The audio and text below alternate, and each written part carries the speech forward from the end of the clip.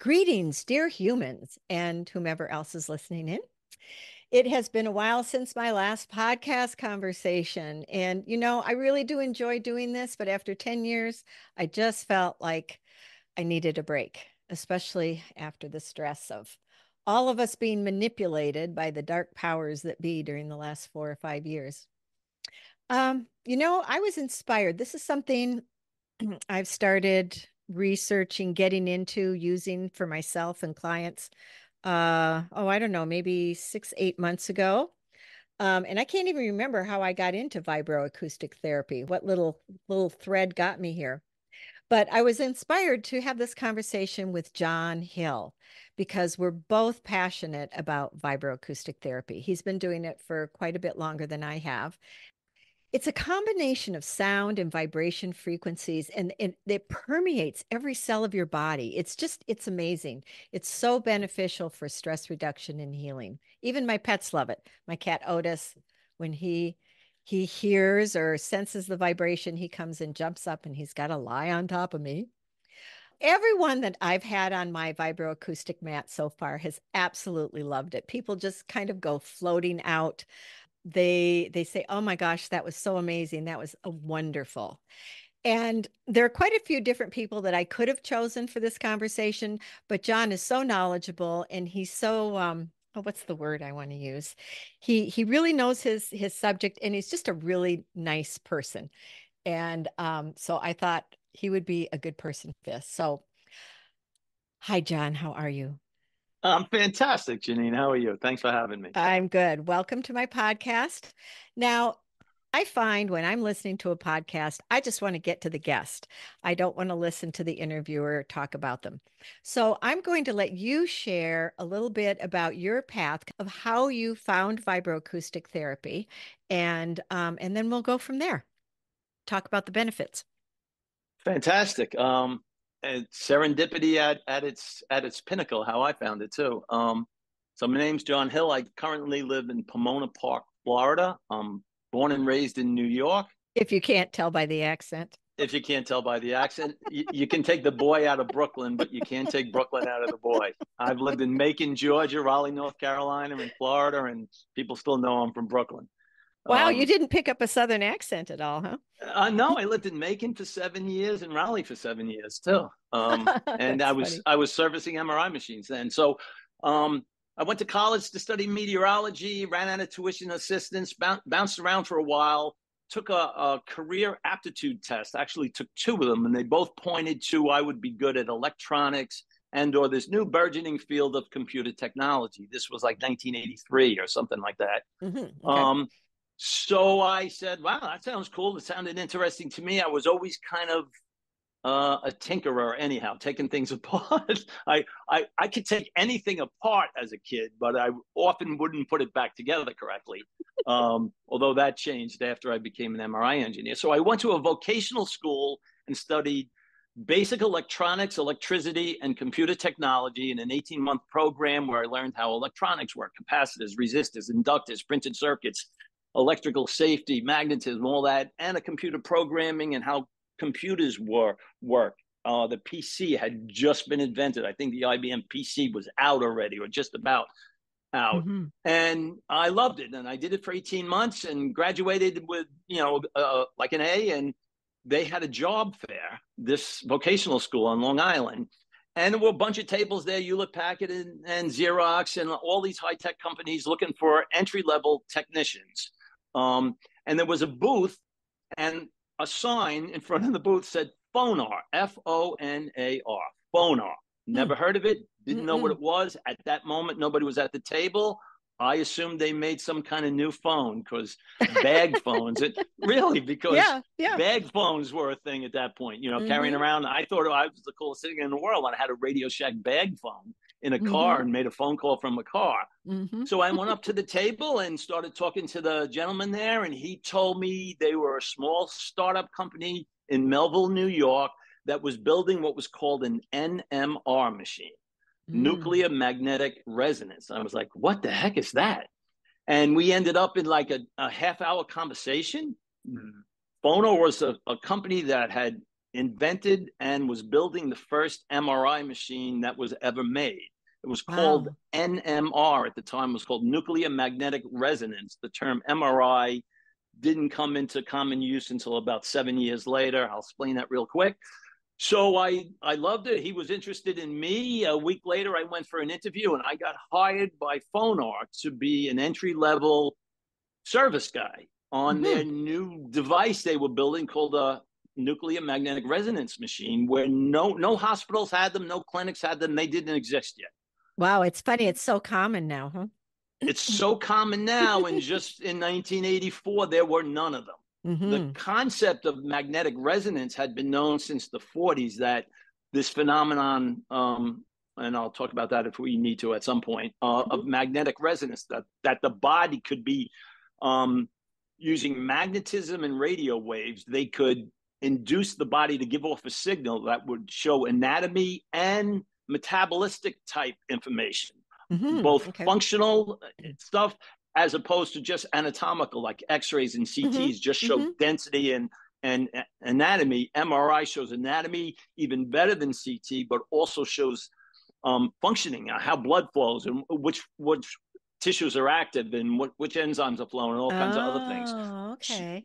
See, I guess because I graduated from nursing school in 1980, no wonder I didn't really know about MRIs, right? Yes, you did not. And for the first time, they were able to determine like the functioning of that liver, the functioning of that pancreas, without having to physically go in there and do a biopsy Hmm. or do some invasive surgery. They can manipulate the magnet and the RF and get it to change the contrast of the image if it was diseased, where it Hmm. wouldn't change the contrast of the image if it wasn't.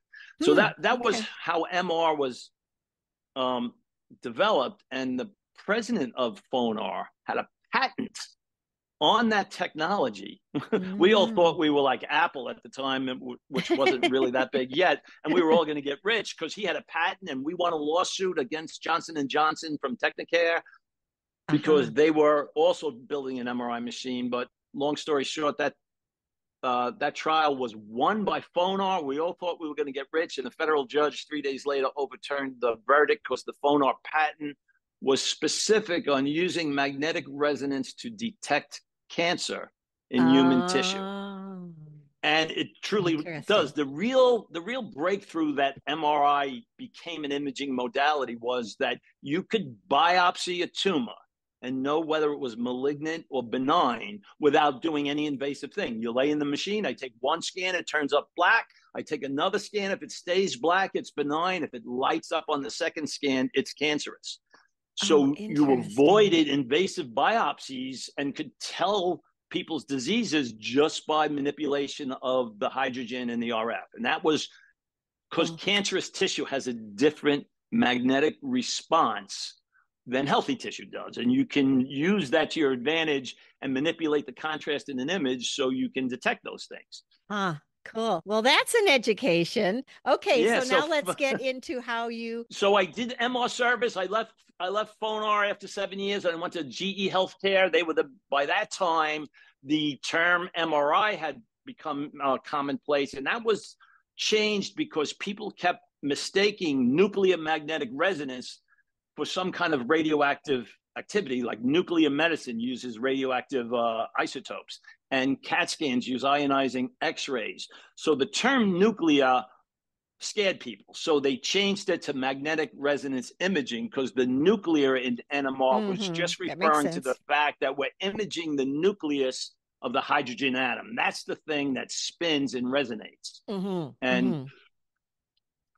also, real quick, at 11 years old, my older sister was into 70s music, and music in general, popular music, became one of the most important things in my entire life from 11 years on right up to this day. Listening to, learning to play. I dabble in guitar. I'm not good at it at all, but going to concerts and listening to music and everything about music has always been the single most important thing in my life. And then Mm-hmm. when I found MRI and kind of the resonance in MRI is kind of a musical machine, how MRI works and the sounds it makes and how it's what resonance really is, and we'll talk about that hopefully, because basically that term is thrown around a lot, and it's really incorrectly what resonance means and what resonant frequency means. Okay. So long story, I moved around the country. I ended up retiring from GE and moving to Daytona Beach, Florida area with my wife. And a couple of months after I moved there, a friend of mine who currently still works for GE, a mutual acquaintance of his, knows the director of a hospital called St. John's Recovery Place in Crescent City, Florida. And he had told me about these musical tables they had at one point. They sounded interesting. He knew I was a music crazy nut. So I had looked up, I think I did a little research on them at that time, but kind of forgot about it. And like 6 weeks later, he called me back again and said, remember those tables I told you about? Well, my friend told me one of them is broken and it's not functioning. And he asked me if I knew somehow that if my friend could go see it. He goes, dude, I live in North Carolina. I can't go to Florida. He said, my friend John just retired. He lives in Daytona. They looked on a map. It was an hour away from where I lived. They gave me her number. I called the director. I came up 2 days later. There it was, a sound lounge. St. John's Recovery Place owned 2 In Harmony sound lounges and had been using them for the time they were open. They had been open for less than a year, I think, or just about a year at that point. In fact, their tables say holistic health sciences on them because that's what In Harmony used to be called.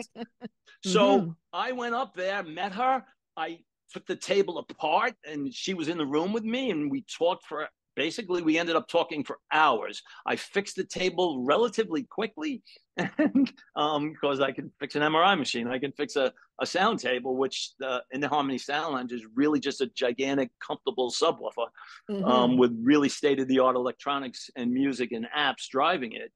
So then they had canceled their clients for that day. So then for like a couple of hours, me and this director, we talked for hours and I used the machine. I played with the sound lounge. And basically, Janine, from the first time I hit play, I think I listened to Freebird by Leonard Skinner first. Might have been Pink Floyd, but either way, I was like, so I had always had the latest as an MR service engineer. I was making good money and I was I was an audiophile and a videophile and always had the latest, greatest high-tech video and audio equipment before anybody ever heard about it. I had a 30-foot tall UHF antenna on my house in Suffolk County, Long Island, to get high-def TV over the air before anybody had ever heard of it. Oh, that's so funny. That sounds like something my dad would have had because we had, a weather station on top of the house. And so anyway, so I instantly loved the table. We talked some more. I went home that day and started researching VibroAcoustic Therapy. And I would say either that night, I think it was the following morning, I bought an In Harmony sound lounge. Had to have one. Knew I needed one because of all the different things in my entire life that musically had advanced from just 45 records on a portable turntable right up through Dolby Atmos with 7 channels and surround sound and 80-inch TVs. This was completely different in orders of magnitude to me. It was like, oh, I have to have one of these. Now, just so our listening audience knows, there are times when it's appropriate where you don't have sound, you just have vibration, which you and I have taken Kate's certification course. I was just certified this week. Yay. Without a doubt. And we'll talk about that too. Yeah. Definitely. And she recommends mostly, especially for like specific things, like I am working with someone with Parkinson's.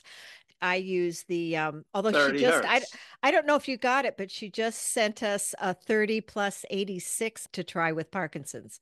I probably have that, but I use 30 hertz on Parkinson's clients a number of times, Janine, and the results are freaking remarkable. Stunning. Yeah, what I've been doing is 30 and then after doing the 40 with the music.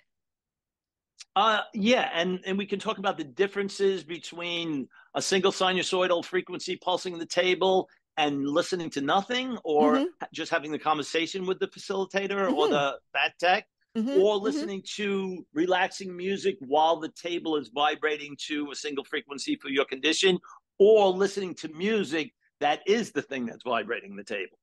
There's 3 different ways to really use vibroacoustic therapy, and they're all better than each other in a recursive way. Yeah, I mean, let's talk about that in a minute, because so before we started the recording, you were saying that in this next year there's going to be an explosion well, that's of what I want to say, furniture, devices that are using vibroacoustic therapy. Yeah. Right. So you have Sound Lounge, which is, it's like a lounge, right? It's curved. I have a mat which I've been tweaking to get it just right. There's a meditation cushion. I'm getting it's called a sound pillow. He calls it a sound sandwich. So yeah, because he's going to be laying on a sound lounge with a pillow on his belly, holding it, right? Yes. Uh-huh. Yeah. Totally. So I have an In Harmony sound lounge, which is a wave shaped, super comfortable padded table that you lay on, ergonomically comfortable, that has 4 big transducers in it. Now, a transducer, I always tell clients, it has 4 15-inch subwoofers in it. However, listen, basically the sound lounge is a giant subwoofer, but the subwoofer speakers do not have the paper cones on them. And therefore we refer to them as tactile transducers. But a tactile transducer is just the back half of any speaker.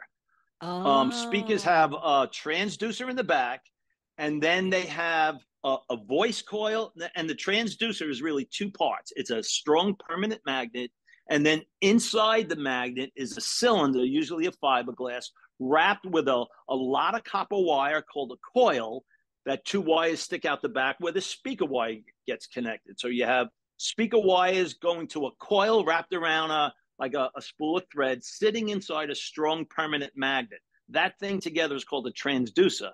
Then on the front of the speaker is the paper cone that you see, that sometimes is made out of carbon, graphite, or whatever, but usually they're kind of a mesh paper. And that paper cone is connected directly to the voice coil. And another interesting point or a clarification, a subwoofer is just a speaker.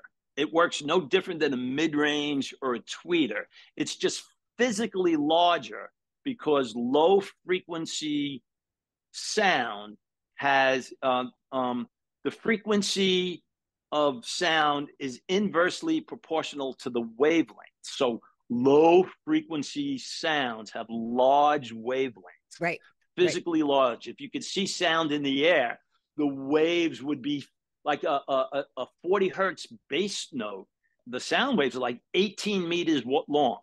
That's almost 40 feet. They're physically big, where a piano key that's much higher, it may be 1/10 of a millimeter. So that they vary largely in size and in speed, but they all travel and propagate through the air at about the same speed. Okay. So if you're listening to a song and it's playing a song, and I came up and cut with a razor blade, say, cut the paper cone off the speaker, the transducer continues to play the same song, but now it can't produce audio because there's no cone to push air. So it's only going, but it's playing Freebird. And so vibroacoustic therapy works by you lay or sit or hold or somehow touch or interact with a device that has transducers in it that are vibrating to the music that you're listening to through a pair of headphones that is playing the full spectrum music. Oh, okay. Yeah, I'm getting the idea now, because I also have, just as a little side note, I have a Patrick Flanagan neurophone. And with that, there's 2 transducers. They're about maybe 1 inch in diameter. You place them above your eyebrows. And you can hear this, even though the sound is not coming through your ears, it's coming through, it's through your bones, though. It's vibrating through your bones. And it's really cool. It's supposed to clean off your pineal gland and also clear out, like on the bones I can't remember. The pineal gland crystallizes, and physical vibrations put near them will definitely kind of shatter that crystallization. Sound travels 10 to 20 times more efficiently through something like steel or concrete or water or anything other than air. Air is one of its most inefficient modes of transport. That's why vibroacoustic therapy works so good, because you're taking the vibrations from sound and applying them directly to the body, because you can't really do it through the air because it dampens and disappears so fast. You would have to stand in front of everybody in their life has stood in front of a loudspeaker at a club or something, or at a concert, and you can physically feel the bass if you're really close. Yeah. But the music has to be extremely loud to feel that, and it drops off with an inverse square rule that a foot away you won't feel it, or 5 feet away you don't feel anything. With a device, whether it's a mat or a cushion, there's meditation cushion. I was thinking, the meditation cushion, it sounds interesting, but I just can't sit up straight. To sit Have you ever tried an in-harmony cushion? No. Okay, so let me just jump in real quick. Lots of people, myself included, have difficulty sitting upright, and many can't sit in the lotus position at all. Well, I can sit in a lotus position. It's that my head, as I start to, get really into it, my neck snaps, my head snaps down. You mean falls forward because you're like zoning out? Yeah, exactly. Okay, so that's why I lie down. I lie down when I meditate. Yeah, there you go. Then that'll work. I was going to say, because the in-harmony cushion is patented, and how you sit in it, like your butt is like 14 inches higher than your feet. So you could be a 75-year-old out of shape person or a 20-year-old yoga instructor, and both of you find it equally comfortable. And yet, and you're in sort of like because it tilts you forward. The back of it is it's angled forward, and your feet are lower than your butt, and it's really an amazingly easily comfortable position. And it's a position that's conducive to allowing meditation to happen. And that lotus position developed independently around the world because it just works, not because of any other reason. That they found it in Indonesia just like they found it in Europe, because when you sit in that position, your body's comfortable enough where that magical thing called meditation is more likely to happen. Got it. And I know there are some people now that have clinics, they're getting 2, 3, 4, 5, 6 of these meditation cushions and daisy chaining them and doing like group meditations, which I think that would be really cool. Not only would be, I've been involved with some of them. Currently, my house right now is kind of set up as like a group meditation thing where I have 5 separate vibroacoustic therapy devices in my house, and I have Sonos speakers in 9 Sonos speakers around the house in every room. And I can get the chair, the sound lounge, the cushion, the Wuja vest, another chair that I'm working on, and every speaker in the house and every subwoofer in the house, all playing the same exact thing at the speed of light, synchronistically, perfectly, where the person on the sound lounge in one room, me sitting in the chair, everybody in the house is feeling the same thing. And the house itself, the house would be vibrating, right? You are a true audiophile. You are a true audiophile. Oh, I'm sure the house is vibrating. It has to. Yeah. With all that. Oh my God. That is crazy. And it doesn't have to be really loud. That's what's so amazing about it. You can control it, make the vibration strong and the music not so loud. And everybody has a more powerful. That's where the word resonance really comes into effect. When multiple things are doing the same thing at the same time, there's a seamless, effortless transfer of energy, which is what the term resonance really means.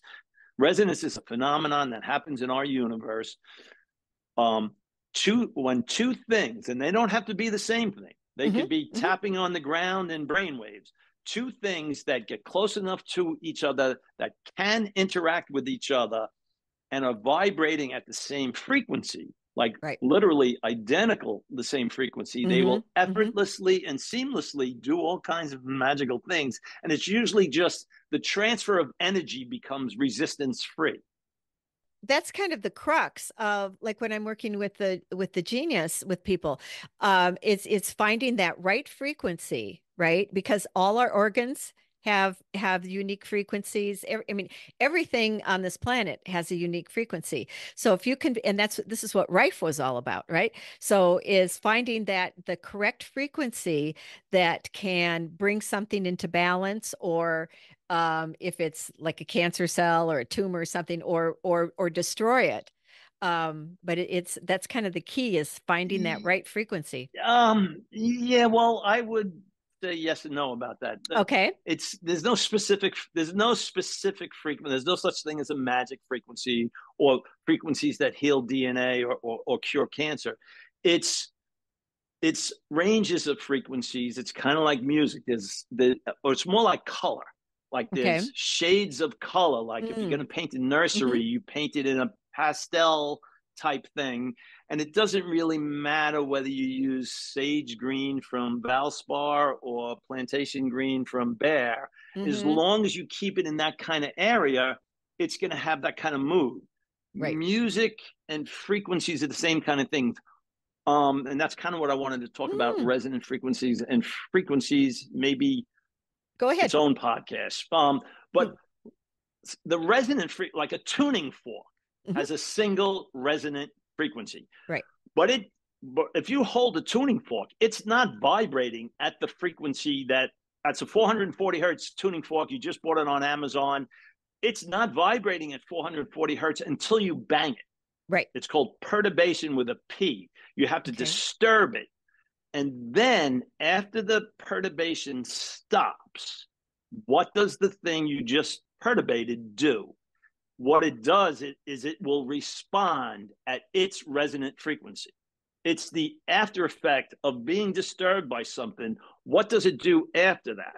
So when I pluck a string on a guitar, like a tuned guitar, the low E string, it's tuned to an E that's 81 hertz or something. When I pluck that, while I'm plucking it, I could pluck it at 100 hertz. And while I'm plucking it, it's going 100 hertz. As soon as I stop, that string will go back to 81 hertz, because that's the only thing it can vibrate at when it's not being disturbed. And it'll shake at 81 hertz until it stops. So the resonant frequency of that string is 81 hertz. I can drop that guitar on the floor and that string will only shake at 81 hertz. So you're familiar with the concept of an opera singer or a singer breaking a wine glass. Most people are. So that's mechanical and acoustical resonance that happens. So as quickly as I can, picture three glasses, a small, medium, and large wine glass. And if you take a fork or a butter knife and you tap the little one, it goes ting, and the middle one goes tung, and the larger one goes tung. They make three different sounds. The little one will make a high-pitched sound, then a medium sound, and a low-pitched sound. And no matter what you use to hit that wine glass, now, a wine glass is made out of one structure. It's glass. The whole thing is glass. The human body is made out of hundreds of structures and has hundreds of different resonant frequencies. So the buildings. So the three wine glasses. So if I start singing a note or playing a note, say that. So if I hit the three wine glasses and I use an app and I measure what note those wine glasses make when I stop banging them, 500 hertz, 400 hertz, and 300 hertz. Those are the three sounds they make. So if I start playing music in that room, and I play music, say, at 300 hertz, everything in the room will vibrate at 300 hertz. But the glass that's the 500 hertz glass will respond at 500 hertz. The glass that's the 100 hertz will respond at 100 hertz. But the glass that's 300 hertz will respond at the same frequency it's being perturbed at. That's where that glass will break, because all the energy of my sound wave is matching the response of the glass. It's like pushing somebody on a swing. If you time how you push them, you can push them right over the top of the swing, because you're adding energy at the exact same time in the cycle. And that's what resonance really is. You have to match the frequency. The other glasses don't break. They just vibrate at their frequency. If I up the tone to 500 hertz, now the big glass will break and the other two won't. Got and it. that's what Okay. resonance is. When you hear something in your house rattling in the room, everything in that room is shaking at the same frequency, but one of them is resonating. It's shaking at the same frequency it's being disturbed at. So it's getting energy in and starting to shake. And if it's a glass, it'll break. Got it. Okay. Interesting. So okay. I didn't it know really that. is, because you could look at a cityscape after an earthquake, and often you will see all of the same type of construction buildings fell where all of the other types of buildings didn't, or vice versa. Mm-hmm. And it had to do with the ground was shaking at 11 hertz during that earthquake. If the building's resonant frequency, and it's like, say, a tower that was like the World Trade Center or something, where it's the same type of construction the whole way, if that resonant frequency is 11 hertz, that building's going to fall. Got it. Because it's, yeah, and that's why soldiers don't march across bridges in lockstep, because they can collapse. Right. I remember that. Interesting. Yep. Okay, Totally. so wow, of course we could go on forever, but let's okay, so let's get back to vibroacoustic therapy. So one of the things I wanted to ask first is, so if the device has the ability to produce sound and vibration, does it have transducers and speakers in it? Well, some do and some don't. I mean, if some do and some it's going to don't. produce sound, though. If it's going to produce sound, it has to have speakers. Okay, that's what I wanted usually, to know. Yeah. Right, usually. So what, either headphones or external speakers in the room, or in Harmony's new sound lounge has speakers built into the top of the sound lounge, so you don't have to use headphones. You can just listen to the music coming out of the sound lounge. Right, and the mat does too. And the mat, right, the new mat does too, correct. You helped me figure out how to set it up so that I could have the sound going through the mat and through the headphones at the same time. Correct. And there's pros and cons to both, and not really any cons. Sometimes I listen to vibroacoustic therapy where I have loud, big music in the room, so it feels larger and fuller. And other times it's more nuanced, and I have headphones on, and the table is still doing the same thing in both of those cases, but the immersive sound experience is different. Okay. Okay. So now, why would somebody want to experience vibroacoustic therapy? What are the benefits? What kinds of things? Now, I know since you're working in this clinic, you're lucky. You don't have to look for clients. You've got a ready group. So yeah, real quick, let me throw in that. So a week after I ordered my sound lounge, I spoke to the woman who ran the place, and one thing led to another, and I started working there like a week after that, and that was more than 4 years ago. So I've been a vibroacoustic therapy practitioner, and I now call myself a vibroacoustic specialist at that hospital for 4 years now, and I've done 5,000 cases at least. So why would somebody use it? Because it's the most relaxing thing most people have ever done, or certainly have done in a long, long time. It's not unusual to fall asleep, which is that's a key. If you fall asleep, you got to be relaxed, right? Without a doubt. And there are certain tracks in music that if somebody needs to sleep, I could almost guarantee I can put you to sleep with a bat table. But it's more like the first time a client once said to me after their first experience, I said, so like Craig mentioned today on Telegram, how was that? And she said, I feel exhilaratingly relaxed. And I was like that's that. Almost an oxymoron. It's almost an oxymoron. Right. But I said, it's exactly how I feel when I do it. Exhilarate. She goes, I'm a wet noodle like I haven't felt in years, but my mind is on fire in a way that's serene and comforting, but alive in a different way. Exhilaratingly. Let me give you an example. I had one person who, she got up off the table and she was like, oh my God, I feel so good. And I later found out it was her inspiration to start a new business. So it was the same kind of thing. It happens all the time. Now I work in a rehab hospital that often a client session with me is the turning point where they start getting hopeful and finish the program. Or what happens a lot, Janine, is the therapist that has been seeing this person 2 or 3 times will come to me and say, what did you do with Charlie? I was like, I put him on the table and talked to him like a friend. He's like, he's a different person. So that's been going on for 4 years. And now we have a pretty strong team there. And one of the therapists at St. John's owns his own sound lounge, unbeknownst to me when he came there. So there's a lot of stuff happening with vibroacoustic therapy at St. John's. So relaxation is certainly one of the most amazing things. It lowers blood pressure.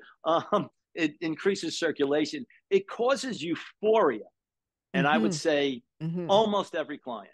Mm-hmm. And joyfulness, in a way, really depends on kind of how you facilitate it too. But basically, everybody, not everybody, now I'm going to use some exaggerations, but way more than 95% of the clients that walk out of my vat room at St. John's are smiling, laughing, high-fiving me, hugging me, and you used the term before, floating down the hall, Mm-hmm. talking to each other like, what the hell just happened?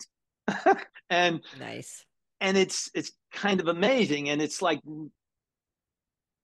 well, we'll leave it there for there. So I've been doing this. Yeah, and you're right. I get clients fed to me because I'm an employee of St. John's and they own their tables. Mm-hmm. Um, Mm-hmm.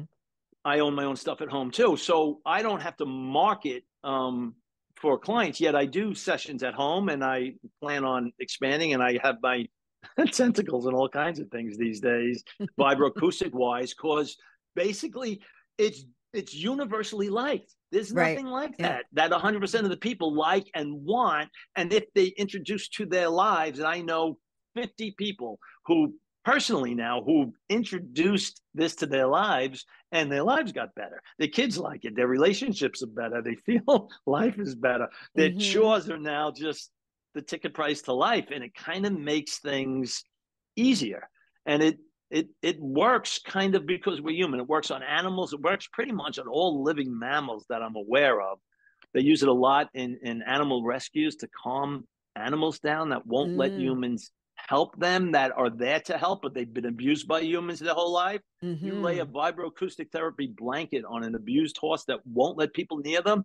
And Janine, I've seen a video where, like, in 5 seconds, the horse just says, "Okay, you can help," and Oh. lets you help Mm. them because it's an interaction that, like, all living things feel, and it's like that feels comforting Wow. and easing. And it starts basically, it resets your autonomic nervous system from sympathetic to parasympathetic, Mm-hmm. whether Mm-hmm. you want Right. to or not. Yeah.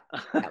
and Well, and and for people who don't know, just the quick sympathetic is fight or flight. Parasympathetic is called rest and digest. So that's where, that's where you're relaxed, you feel good. Also, I don't forget where I got this information. I don't think it was from you, but that 40 hertz, if you play that for just a few minutes around your plants, that it's very beneficial for them as far as fruiting and growing and health of the I don't plant. doubt that. I'm not aware of that study, but Mm-hmm. I wouldn't doubt it because it's a physical thing that they feel. That's physically doing things to the plant. Right. And Basically, for the same reason that babies fall asleep in car seats is why every client mm, sits on. I always have my tables on and running at 40 hertz before the clients walk in. And then they sit on the mm, table and I'm on a rolling stool, so I'm not standing up. And instantly they're like, "Oh, this feels good." It's mm-hmm, like, yeah, I know, doesn't it? And mm-hmm, like in a minute, we're friends. mm-hmm. When we describe what we're doing, that it's relaxing the body so that the body can then heal itself.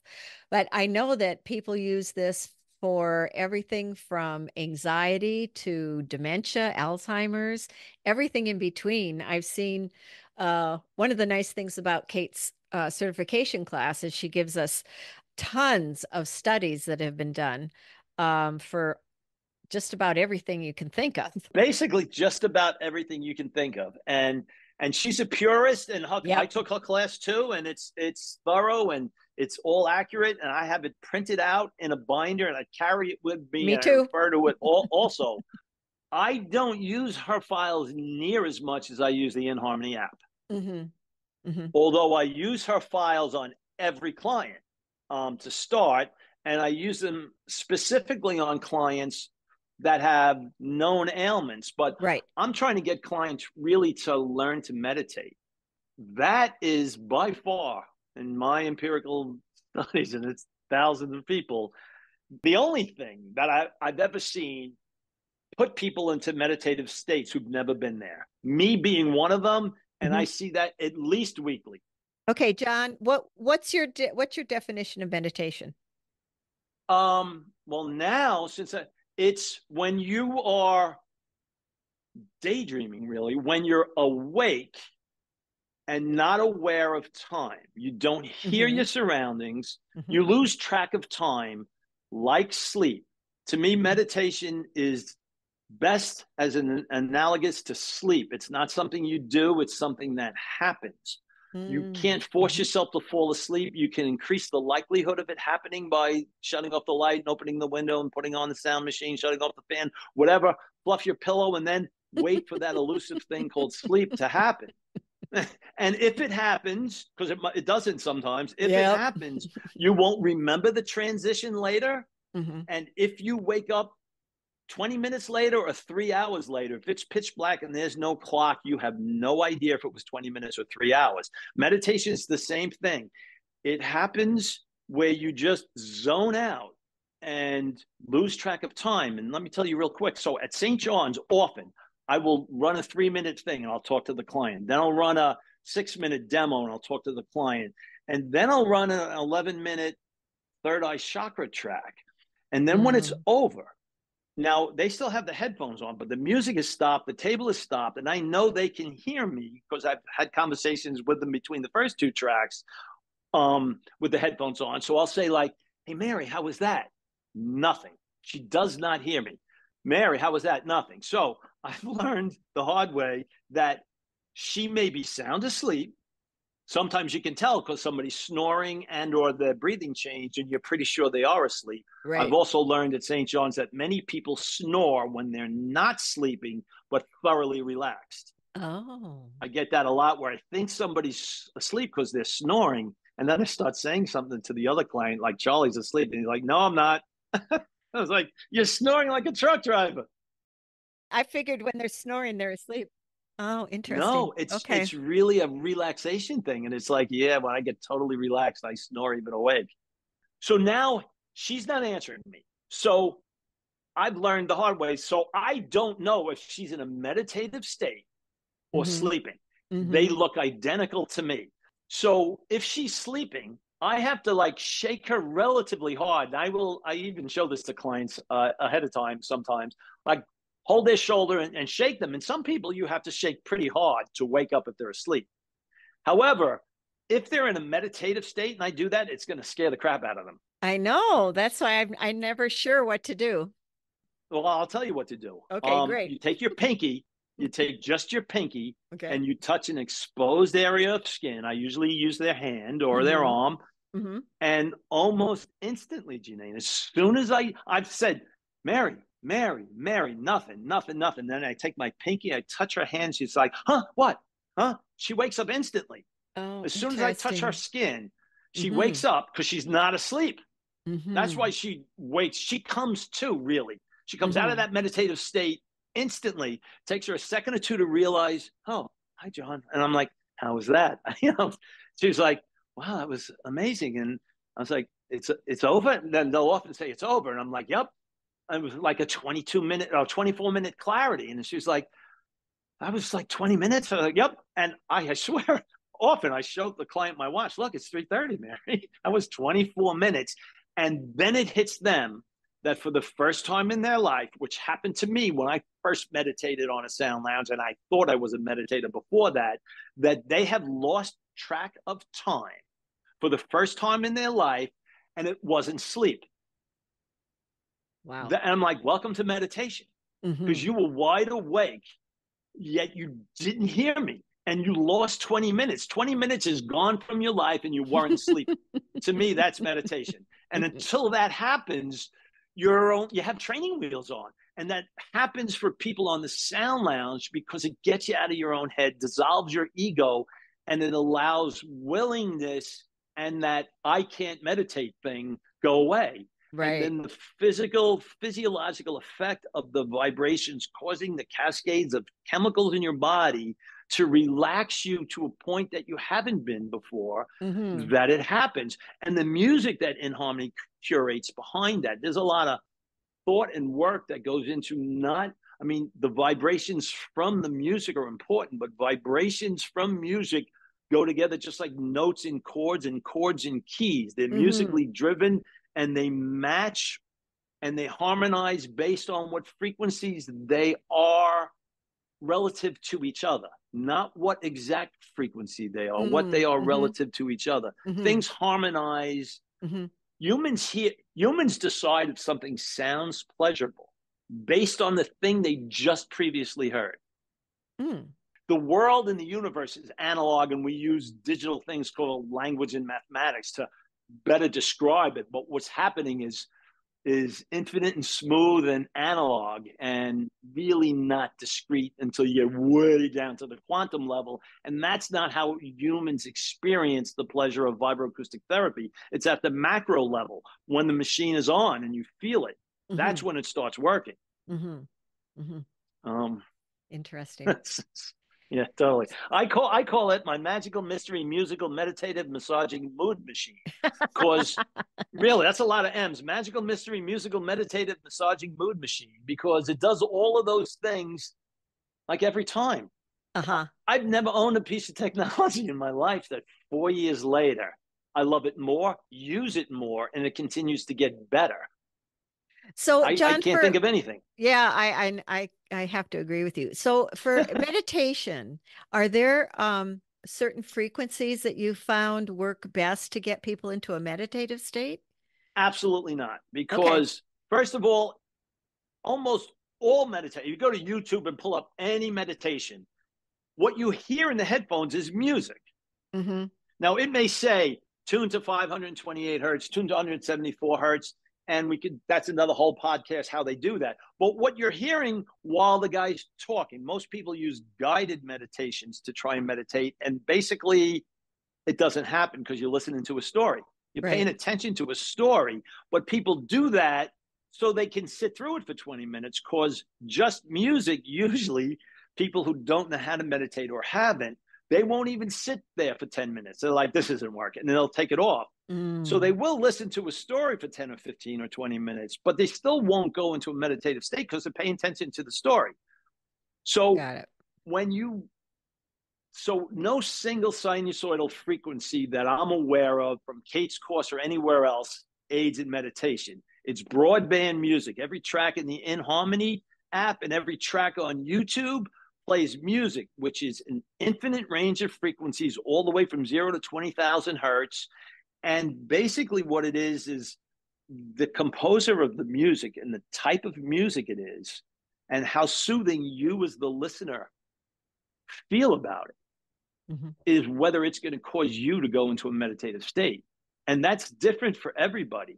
And what happens a lot, and I know this just from experience, that when a client comes in and says, I want this particular music, I listen to it at home on YouTube all the time, I want this 969 hertz, and I'll pull up on YouTube that exact file that she wants, and then I'll see some of the other things. What she really likes is that composer, his music and his style of music, and all of his tracks, his 174, his 528, his 969, all of them. She loves all of them because it's like she likes that band. His music works for her.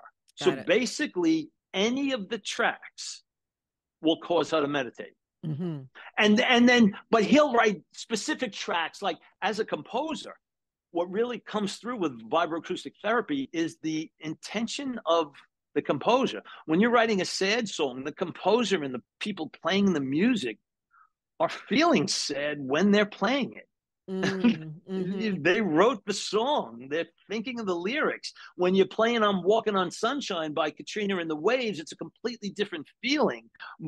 But those things translate through music into the listener when it's immersive, and it has this amazing effect. I tell people music is like the Mentos to the Diet Coke of your groove. You play the right song to the right person, and instantly they come alive in a way that they haven't felt in 25 years. And it doesn't go away. And it's remarkable in what it does. And I do this at St. John's and elsewhere. And the effect is ongoing and cumulative. Well, that's an important point. And I know there are, what's that one? It's like a device that you place in your chair that has, I'm not sure if it has transducers or just speakers, that VT2000 or whatever it Oh is. yeah, that's a VibroAcoustic. Like, so I think I mentioned this. So I'm sitting right now in a leather reclining, powered reclining chair that I have 4 transducers in. That's a VibroAcoustic Therapy reclining chair. I'm in it as we speak, and it's vibrating at 40 hertz. I built that myself because I'm an engineer and I love vibroacoustic therapy, and I couldn't find one to buy, so I made one. Good for And you. yeah, and it works as good as any other vibroacoustic therapy device if you build it correctly. And I did, Mm-hmm. and Mm-hmm. it's just my favorite thing I've ever owned in my life. Other than the sound lounge, the sound lounge is more like an experiential thing that when I have an intention and I want to do an hour-long thing and I'm looking for some outcome, I use my sound lounge. But Mm-hmm. when I'm reading emails and I'm answering things, I'm watching a hockey game tonight, or doing anything that you can do more conducively in a chair, my chair is on at 40 hertz. So Period. right now, as you're speaking to all of us, you are vibrating at 40 hertz. Correct. But I have a transducer in the footrest of this chair, one right under my butt, one behind my back, and one in the headrest. And it's being driven by an InHarmony Sound Lounge 2 amplifier. Got it. And so I play InHarmony tracks through this and Kate's classes and regular popular music all the time. And Mm-hmm. it's completely changed my life and taught me mindfulness. It teaches you mindfulness. Do you know, like, I would say 100% of the people, if you stop them on the street, certainly everybody at St. John's, and especially in our community, when you ask them what mindfulness is, they all say they know exactly what it is. I'm like, yeah, but you're not doing it. We all know what it is, but none of us are doing it. So intellectually, we all know it's always now, yet we're always living in the future and regretting the past and missing now. Mm-hmm. And Mm-hmm. to me, the present, the present is ever stationary. So the present is stationary. Mm-hmm. It's never then, it's never when, it's always now. Enjoy, learn how. So you can intellectually know from the moment you're born to the moment you die. It's always now. It's never anything but now. Yet we Right. spend the majority, not we, most people spend the majority, a good portion of their life not now, worried about the future and regretting the past, and giving up the only thing they ever have is the moment you're currently in. And and the vibroacoustic therapy kind of dissolves that part of your ego away and lets you connect to that, where you start learning to stay in it when you're not on the table. And then you start living mindfully in anything you're doing, waiting for a bus, online at DMV. It doesn't matter. If you do that mindfully, it's better. And regret and worry are full mind, body, and spirit conditions. And I'm 100% positive now the human brain can't be mindful. And I don't like that word either, because that's been commandeered and bastardized, and it means a million things to a million different people. I call it A&E, like the television program, but it stands for aware and engaged. If you're Mm. aware of now and engage in something you find interesting, which there always is if you open up your mind, regret and worry can't happen. They disappear instantly because it requires attention. And when your attention is on what you're doing, you can't worry and regret. And then you start realizing, I've been spending most of my time in worry and regret. And all of this energy and time comes back to you, and your days get wider. And it doesn't matter how long your days are, it matters how wide they are. And that just kind of opens that up the more you use it.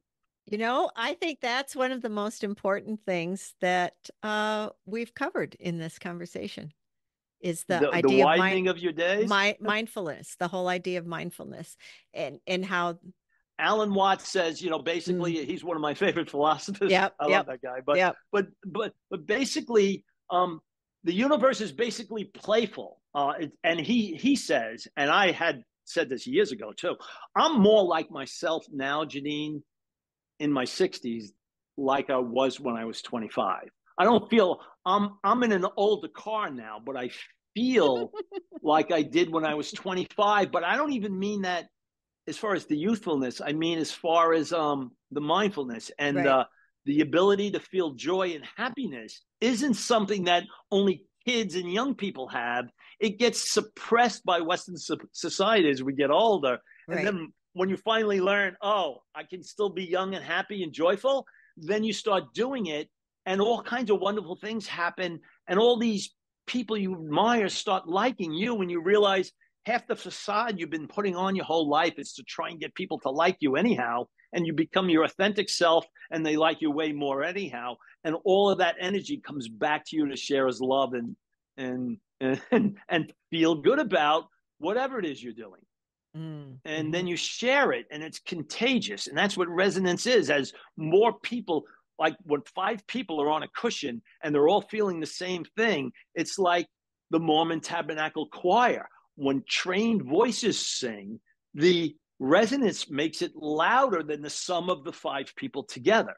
It's amplification without electricity. A trained choir can be heard 50 miles away if there's enough people, where the same 50 people, if they weren't trained, 200 yards away, you wouldn't hear them. Right. Because all the noise would cancel itself out.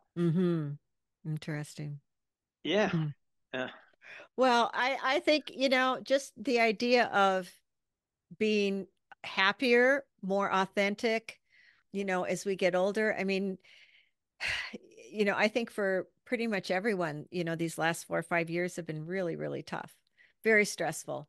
And the answer to that is to be mindful and check out, like, mindfulness of now doesn't mean not planning for the future. It's like I tell clients all the time, if you're planning for a trip to Hawaii, you're doing that presently now. You're online picking out the rental car and the room you want on the cruise ship, and you're mindfully doing that.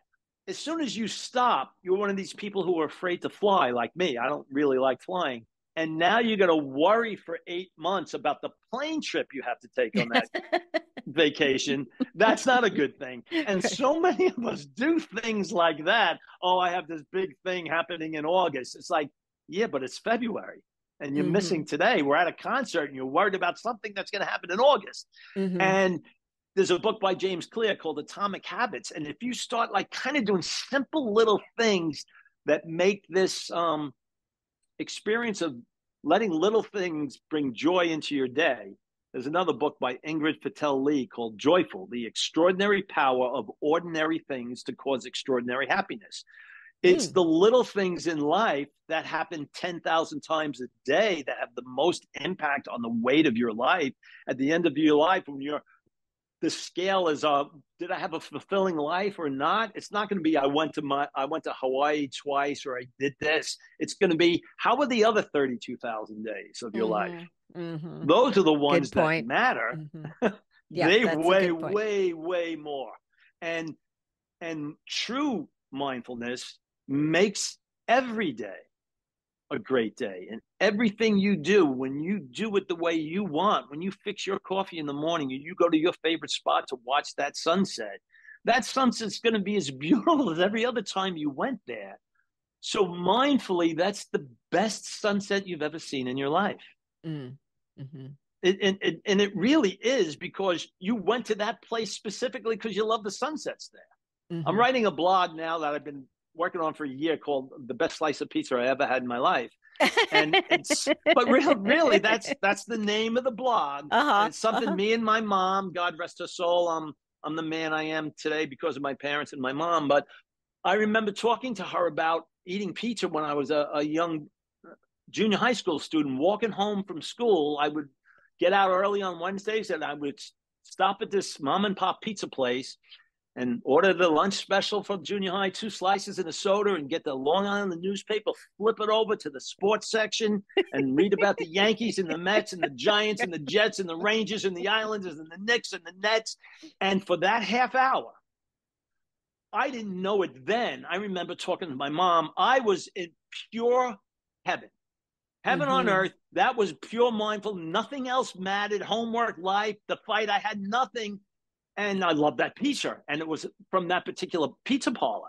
And then really, now I realize when I go to Luigi's and have a slice of pizza, for that 20 minutes, it's like John at 14 at the Grand Bowl Pizzeria at Baldwin High School. It's as good as anything. And then you realize, oh my goodness, I do 100 things a day that I love, that if I engage with them, they're as good as any other time I've ever done them.